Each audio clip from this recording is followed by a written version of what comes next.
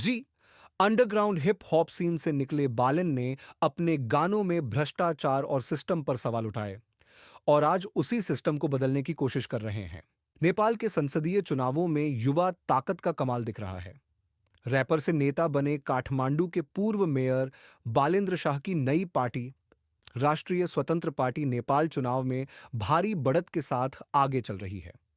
चुनाव आयोग के आंकड़ों के अनुसार अब तक हुई वोटों की गिनती में आरएसपी ने 6 सीटें जीत ली हैं, जबकि 110 से ज्यादा सीटों में आगे चल रही है।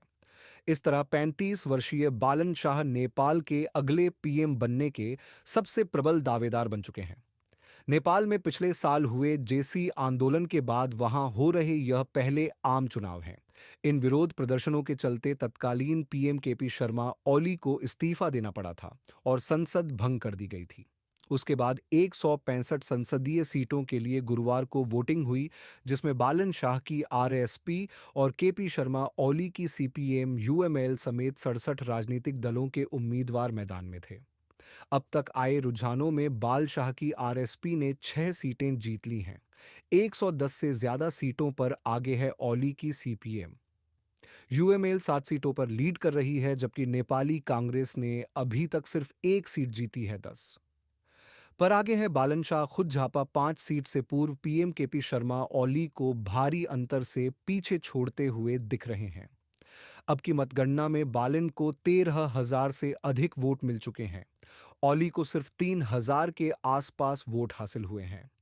35 वर्षीय बालन शाह पेशे से सिविल इंजीनियर हैं, जिन्होंने कर्नाटक के विश्वश्रेया टेक्नोलॉजिकल यूनिवर्सिटी से मास्टर्स किया। 2022 में स्वतंत्र उम्मीदवार के रूप में काठमांडू के मेयर बने। युवाओं के बीच आइकॉन बन गए। उन्होंने 2022 में ही आरएसपी का गठन किया था, लेकिन जसी आंदोलन के बाद यह पार्टी युवा असंतोष का चेहरा बन गई। पार्टी का focus anti corruption, infrastructure development और बैलेंस्ड फॉरेन पॉलिसी पर है। बाल शाह के कुछ पुराने बयानों ने भारत को चिंता में डाला था। 2023 में उन्होंने बॉलीवुड फिल्म में सीता को भारत की बेटी कहने पर भारतीय फिल्मों पर बैन की मांग की थी। और आपको बताएं कि क्योंकि नेपाली परंपरा में सीता का जन्म नेपाल या नेपाल बिहार बॉर्डर पर माना जाता है। उसी साल उन्होंने अपने ऑफिस में ग्रेटर नेपाल का मैप लगाया था, जिसमें कुछ भारतीय क्षेत्र शामिल थे। इसे भारत के संसद में अखंड भारत म्यूरल का जवाब बताया गया। वर्ष 2025 में एक पोस्ट में भारत, अमेरिका और चीन के खिलाफ गाली गलौज वाली भाषा इस्तेमाल की, जिसे बाद में डिलीट कर दिया। लेकिन हाल के महीनों में उनके रुख में बदलाव दिखा है। आरएसपी के मैनिफेस्टो से चीन की बीआरआर से जुड़े दमक इंडस्ट्रियल पार्क प्रोजेक्ट को हटा दिया गया है, जो ओली के गढ़छापा 5 में था।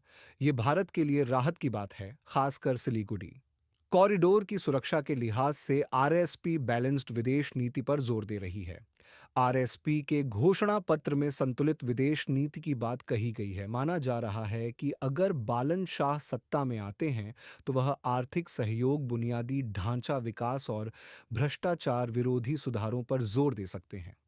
हालांकि एक्सपर्ट्स का मानना है कि शासन का सीमित अनुभव होने के कारण उनकी विदेश नीति कभी-कभी अप्रत्याशित भी हो सकती है।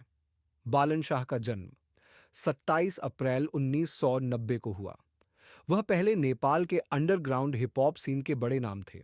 2013 में उन्होंने रॉ बबार्स नाम से रैप बैटल प्लेटफॉर्म शुरू किया और अपने गानों में भ्रष्टाचार, असमानता जैसे मुद्दों पर तीखी बातें की।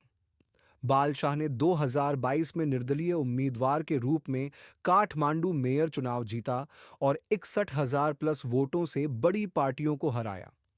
उन्होंने कचरा प्रबंधन, सड़क सुधार और भ्रष्टाचार विरोधी कदमों से सुर्खियां बटोरी। बाले ने कर्नाटक के आह टेक्नोलॉजिकल यूनिवर्सिटी वीटीयू से स्ट्रक्चरल इंजीनियरिंग में मास्टर्स किया। वो सिविल इंजीनियर हैं। 2015 के भूकंप में रेस्क्यू रिलीफ वर्क में भी सक्रिय रहे थे, जिससे उनकी सोशल वर्कर इमेज बनी। 2026 के आम चुनाव में उन्होंने राष्ट्रीय स्वतंत्र पार्टी जॉय की और पीएम पद के प्रमुख उम्मीदवार बने। जसदी विरोध प्रदर्शनों के बाद वह युवाओं का चेहरा बन गए। कुल मिलाकर बाले की जीत नेपाल में पुरानी राजनीतिक व्यवस्था के खिलाफ युवा विद्रोह का प्रतीक है। अगर नेपाल के आम चुनावों में आरएसपी बहुमत हासिल करती है, तो 35 साल के बाले नेपाल के सबसे युवा पीएम बन सकते हैं। फिलहाल वहां मतगणना जारी है, लेकिन रुझान साफ है, नेपाल में अब बदलाव की लहर